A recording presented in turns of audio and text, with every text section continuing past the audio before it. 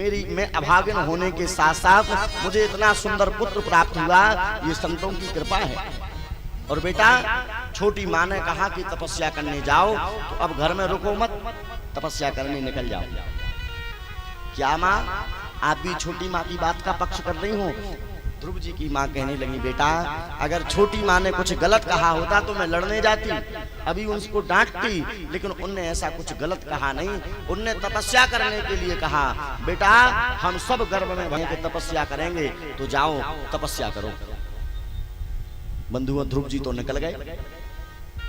ध्यान दें, संसार में दो हट बड़ी विचित्र हैं, एक नारी हट और एक बाल हट।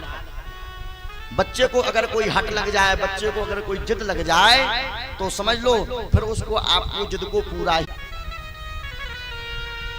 नारी की अगर कोई हट हो गई तो वो नारी की हट पूरी करनी ही पड़ेगी। तब नारद जी महाराज के मन में विचार आया, ये बच्चा तो तपस्या करने निकल गया, इसकी परीक्षा लेनी चाहिए। और नारद जी महाराज पहुंचे और ध्रुव से कहने लगे, नाधुना व्यपमानम ते सम्मानम बापी पुत्र का लक्षयाम कुमारस्य सत्तस्या क्रीडनानिषु। नारद जी कहने लगे, बेटा तुम बालक हो, अभी तुम्हारे खेलने कूदने के दिन है, तुम कहां जा रहे हो? अभी तो तुम्हारी उम्र खाने की है, क्रीड़ा करने की है, और तुम कहां जंगल में भजन करने के लिए निकल पड़े? ध्रुव जी ने कहा, नहीं महाराज, पहले तो आप संत हो तो मैं आपके चरणों में प्रणाम करता हूं, लेकिन मुझे मेरी छोटी माँ का आदेश है, इसलिए मुझे जाना ही पड़ेगा। नारद जी कहने लगे, घर में कोई झगड़ा हो गया हो तो चलो हम माता पिता को समझाएं कि पुत्र का भी सम्मान होता है और ऐसे पुत्र से गलत नहीं बोलना चाहिए। बोले, नहीं महाराज, हमसे किसी ने कुछ गलत कहा ही नहीं है, अब तो मुझे केवल भगवान के दर्शन करने की अभिलाषा है। नारद जी कहने लगे, देखो बेटा तुम अभी छोटे हो, जंगल में आपको कुछ खाने पीने को नहीं मिलेगा, वहां पर तुम जाओगे तुम्हें कोई शेर भालू चीता खा जाएगा, आप वापस लौट चलो। तब नारद जी की बात सुनकर ध्रुव जी ने कहा, महाराज मेरी माँ हमेशा संतों की शरण में ही रहती है, और संत कहते हैं कि जाको राखे साइया मार सके ना कोई, पालना बाको कर सके जो जग बेरी होए। जिसका रक्षक परमात्मा है, उसको तो कोई मार ही नहीं सकता है। और आपने कहा कि हमें जंगल में कौन खाने पीने को देगा, कौन हमारे लिए भोजन की व्यवस्था करेगा? तो अरे बातें कर रहे हो। जब दांत न थे तब दूध दियो, जब मेरा जन्म हुआ तब मैं किसी को नहीं जानता था कि कौन मेरी माँ है, कौन मेरे पिता हैं, कौन मेरे काका हैं, कौन मेरी काकी हैं, मैं किसी को भी नहीं पहचानता था। तब तो केवल मैं रोना ही जानता था कि जब दांत न थे तब दूध दियो।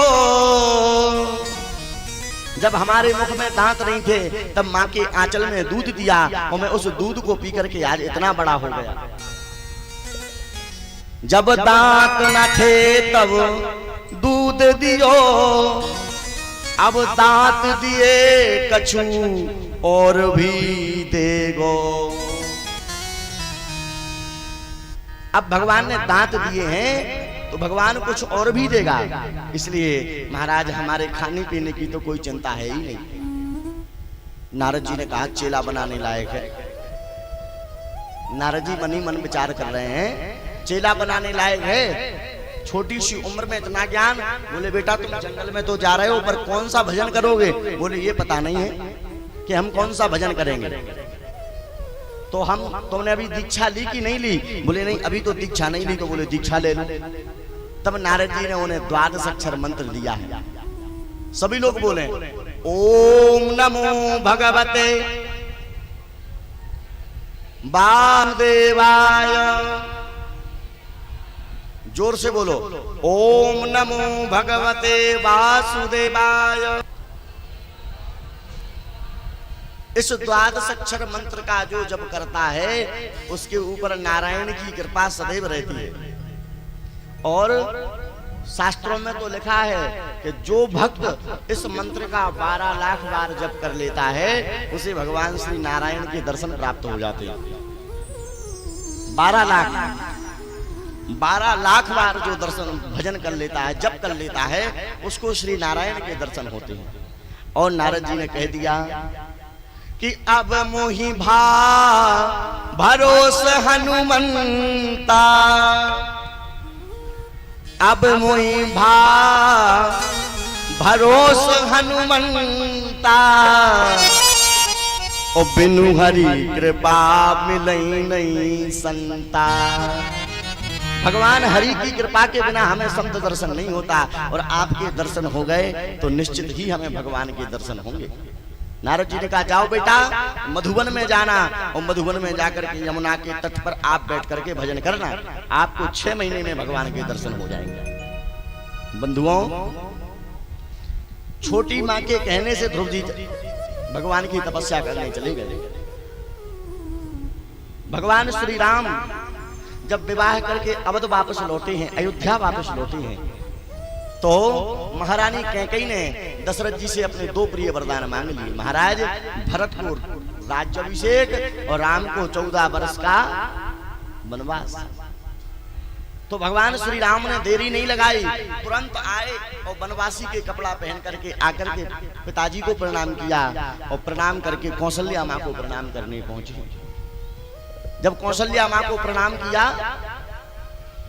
भगवान श्री राम, जानकी जी ने और लखनलाल जी ने, तो मैया कौशल्या कहने लगी, बेटा तुम्हारा 1 घंटे बाद राज्याभिषेक होने वाला है, और ये तुमने कैसे कपड़े पहन लिए वनवासी के? ध्यान से सुनना, ये आपने कैसे वस्त्र पहन लिए? आप जल्दी जाओ, इन वस्त्रों को उतारो और अच्छे राजा के कपड़ा पहनिए। बोले, नहीं माँ, हम वनवास के लिए जा रहे हैं। वनवास के लिए? किसने कहा? बोले, पिताजी की आज्ञा है। पिता ने कहा है कि तुम्हें 14 वर्ष के लिए वनवास जाना है। मैया कौशल्या ने कहा, पिता ने कहा है जाओ पिताजी से कह देना कि महारानी कौशल्या ने कहा है कि हम अपने पुत्रों को वनवास नहीं जाने देंगे। भगवान श्री राम कहने लगे मैया कौशल्या से, मैया क्या पिताजी से भी ज्यादा अधिकार आपका है? मैया कौशल्या कहने लगी, ज्यादा अधिकार माँ का ही होता है। मैंने 9 महीने गर्भ में रखा है, मैंने पालन पोषण किया है, लालने पालने प्रसूतायाश्च वर्तते, इसमें कितना दुख होता है केवल ये माँ समझ सकती है, पिता नहीं समझ सकता। इसलिए जाओ पिता से कह देना कि मैया कौशल्या ने मना किया है और राम वनवास के लिए नहीं जाएंगे। तब भगवान श्री राम ने कहा, मैया पिताजी की इच्छा तो है, लेकिन साथ में जो छोटी माँ कैकेयी है उनका विशेष आदेश है कि हमें वनवास जाना है। जब ये कहा सोई मैया कौशल्या शांत हो गई। बेटा अगर केवल पिता ने कहा होता या किसी और ने कहा होता तो मैं तुझे वनवास नहीं जाने देती, लेकिन अगर छोटी माँ कैकेयी ने कहा है कि वनवास जाना है तो तुझे जाना ही पड़ेगा। तूने देर कर दी, इतनी देर क्यों खड़ा है? अभी तक तो तुझे निकल जाना चाहिए, क्योंकि मुझे पता है जितना प्रेम राम मैं तुझसे नहीं करती हूँ उससे लाख गुना ज्यादा प्रेम कैकेयी तुझसे करती है। आप देरी ना लगाएं, जल्दी से जल्दी आप इसकी यात्रा प्रारंभ करें। और आज वही सुनीति ने अपने ध्रुव जी से ऐसा व्यवहार किया कि जाओ आप छोटी माँ की बात मान करके भजन करने के लिए जाओ। और श्री ध्रुव जी महाराज पहुंचे हैं कि तत्तात गच्छ भद्रम ते यामुनायस्तटं शुचि पुण्यम मधुवनम यत्र सानिध्यम नित्यदा हरि। जहां पर नारद जी महाराज ने जो स्थान बताया था उसी स्थान पर ध्रुव जी महाराज पहुंचे हैं और ओम नमो भगवते वासुदेवाय का जप कर रहे हैं। इसी मंत्र का जप कर रहे हैं। और ध्रुव जी महाराज ने तपस्या प्रारंभ की। पहले महीने में तिरात्रांते 3 दिन कुछ नहीं खाते हैं, 3 दिन बाद थोड़ा सा स्वल्पाहार लेते